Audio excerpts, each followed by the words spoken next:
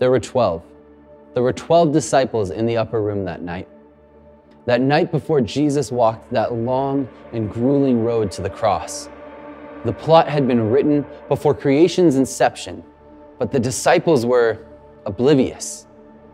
Jesus had asked them to find a secret space, free from spying eyes and the ears of troublemakers, where he would lay out the true meaning of what was about to take place. In a second story, behind Jerusalem's walls, he took a loaf of bread, looking into the eyes of his friends and said, "This is my body. Take it and eat." Confused, the disciples each took a piece, as they had always done at Passover since they were young, to remember God's promise and plan to save their people from Egypt so long ago. But this was different. Then Jesus poured them wine. "Drink from this," he said, "for this is my blood." The disciples' eyes grew wide as they tried to hide the stir of thoughts rising up within them. What does Jesus mean? Reluctantly, they each took a sip, but noticed that their teacher didn't.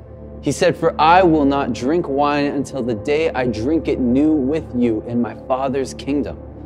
Later, soaked in sweat and blood, in the groves of Gethsemane, Jesus cried out to God, "Do I have to drink this cup of suffering?"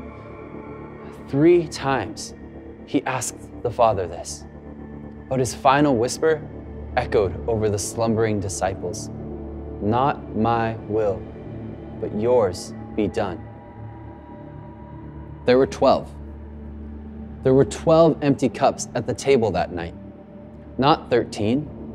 Because Christ's cup wasn't meant to be finished in the upper room. His cup was the cross. Nailed to that tree, he drank willingly the cup of God's wrath, which was meant for us. Judgment for all of the sins we were hopelessly lost in, but he did it for us and endured it for us to secure for us a permanent and everlasting spot at his heavenly table. God wants a family, and his plan to bring us back from the enemy's grasp was only just beginning, spelled out in the dusk of the upper room.